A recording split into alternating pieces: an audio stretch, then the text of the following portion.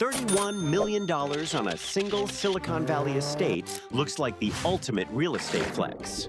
But the reality is that the most expensive, custom-built mansions in the league usually turn into toxic, unsellable financial black holes. Why are the richest athletes in the world dumping tens of millions into private ecosystems only to realize that building a custom kingdom might be the worst investment they ever make? Look at the baseline. Matt Bonner used his exact body measurements to design a custom $10,000 tiny home on wheels. Meanwhile, James Harden faced a colossal $1.35 million civil lawsuit for property destruction after completely trashing an $80,000 a week rental villa. Hey, AD, I'm Jimmy Butler. Welcome to California, better yet, welcome to my house. Jimmy Butler didn't just want a nice house. He wanted to engineer his own localized economy. During the uniquely restrictive 2020 bubble quarantine in Orlando, Butler famously started aggressively charging his own NBA peers $20 for a single cup of coffee out of his hotel room. It sounds like a total joke, but he was completely serious about the cash flow. I'm working on my coffee skills. After my career, I'm opening my coffee shop. Right now, I'm charging $20 a cup, so if you want some, come through. He eventually leveraged that initial hustle to build his official BigFace Coffee brand. And he turned his expansive $7 million mansion into a literal operational hub for the company. The property isn't just a place to sleep. It operates as a workspace, complete with an enormous infinity pool and a 20,000-bottle wine cellar accessed by a rolling library ladder. It functions as a high-end cafe where he still charges premium prices to anyone lucky enough to get an invite inside. Welcome here to Bullock Island. Come with me to take a VIP tour on Patricia Williams' house. But while Butler distributes his physical product on the mainland, Reggie Bullock decided to abandon traditional real estate altogether. He completely bypassed the mainland housing market to purchase a $2 million private island in Belize. You bought an island. I bought an island, yeah. He outright bought his own 5-acre landmass, officially called Bullock Island, installed a full-size basketball court, hired a personal chef, and is currently building a sprawling waterfront home to anchor his personal paradise. Honestly, trading a generic luxury condo for your own geographic landmass is a remarkably specific flex. But as players push further into building their own isolated ecosystems, the daily operating costs start to quietly spiral out of control. 900 acres. That's the size of George Hill's land purchase in Texas. Treasure-loaded ground, large enough to legally qualify as its own municipality. Just to put that immense scale into perspective, that physical footprint is actually larger than the entire downtown area of his home city in Indiana. He used all that acreage to build a sprawling $5 million private zoo. He currently houses over 1,000 exotic animals on the property, ranging from kangaroos to enormous roaming herds of wildebeests. Maintaining 1,000 wild animals requires a huge, unceasing payroll for caretakers and feed. But even that logistical nightmare pales in comparison to the sheer maintenance overhead of Gilbert Arenas' aquatic hobby. Arenas built an absolutely gigantic personal indoor shark tank. It was a completely custom architectural job, engineered specifically to visually wrap around his home bar and provide a deeply intimidating aesthetic for his house guests. But housing apex predators indoors is not a simple one-time purchase. Arenas burns through astronomical monthly maintenance fees just to handle the strict feeding schedules, the specialized saltwater filtration systems, and the constant structural upkeep. Honestly, a tank of that size is effectively a heavy, permanent utility bill that never decreases. If you want to see exactly how these guys negotiate the gargantuan NBA contracts that pay for these exotic wildlife projects, hit subscribe. We break down the real numbers behind the league every single week.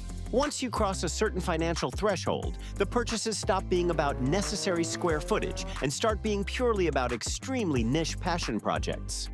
Victor Oladipo dropped a heavy $9 million on a luxury mansion situated on Hibiscus Island in Miami. It was a sizable price tag, officially setting a regional real estate record for a non-waterfront property at the time. Oladipo didn't just want a place with a large pool. He deliberately installed a custom-designed $50,000 recording studio right inside the house. He uses it to live out his R&B singing dreams, but here is the thing you have to understand about wealth. It also strategically allows him to classify parts of the property for heavy tax write-offs. That is an incredibly calculated way to offset a giant mortgage. Tony Parker took a much louder, wetter approach. He spent $16 million to turn his backyard into a literal theme park. He built a Six Flags-style water park directly on his property. It features towering slides, a custom-engineered lazy river, and cascading artificial waterfalls. It is a completely private, commercial-grade resort. He doesn't have to wait in line, and he doesn't have to deal with the public. But building commercial water parks and recording studios in residential areas creates incredibly specific floor plans. And a distinct floor plan eventually becomes a severe financial problem when you try to list the property. When you step into the $30 million tier, the real estate gets so uniquely specific, it stops feeling like a home and starts feeling like a museum. Anthony Davis dropped exactly $31 million on an expansive Bel Air mansion. The overall scale of the property is staggering, but the most distinct part of the house is a giant room explicitly engineered to be a personal jersey museum. Davis had expensive custom displays built just to archive and spotlight the uniforms of the players he respects.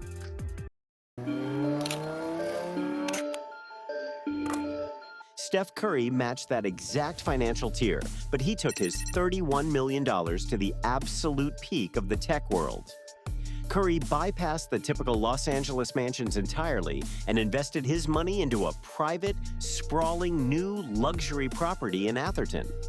If you aren't familiar with Atherton, it sits right in the heart of Silicon Valley and consistently ranks as the single most expensive zip code in the entire United States. Curry's property is a modern fortress, hidden behind giant gates and designed for absolute geographic isolation from the general public. At this high altitude of wealth, the primary goal of the architecture is to create an impenetrable physical barrier between the athlete and the rest of the population. Is a level of wealth that exists beyond just buying the most expensive, heavily guarded house in the city. It is the ability to buy an architectural landmark and then completely erase it from existence. LeBron James purchased a sprawling $39 million compound in Los Angeles. The property was already an iconic piece of real estate. It had an expansive cigar lounge, sweeping views of the city, and it was actually famous enough to be used as a primary set for a major Hollywood movie production. It was a fully functional premium luxury estate. Most people would buy a $39 million Hollywood estate and just move their furniture in. LeBron decided he'd rather bulldoze the entire thing. He completely leveled the iconic estate down to the dirt. He erased the movie set, the existing architecture, and the rich history, just so he could pour a brand new foundation and build his own distinct vision entirely from scratch. Tearing down $39 million of perfectly usable luxury housing just for the privilege of having a blank canvas is the ultimate flex of disposable wealth. But this relentless obsession with building custom, deeply personal visions from scratch is exactly what creates the biggest, most inescapable financial trap in professional sports. Which brings us to the absolute ceiling of the basketball wealth and the harsh reality of what happens when you build a house that only you can actually live in. Michael Jordan doesn't just have a large net worth, he controls a sprawling $3 billion empire. He spent years building an enormous 56,000 square foot compound in Highland Park, Illinois. It was his ultimate personal kingdom. It features great custom gates forged with his iconic number 23, a full-sized commercial basketball court, and luxury details engineered entirely around his personal daily routine. But a house built for one specific billionaire is completely useless to everyone else. Jordan originally listed the sprawling compound for $29 million. It has sat completely unsold for 12 consecutive years. Because the estate is so thoroughly customized to Jordan's specific tastes, nobody else wants to buy it. And renovating it to standard luxury tastes would cost millions more.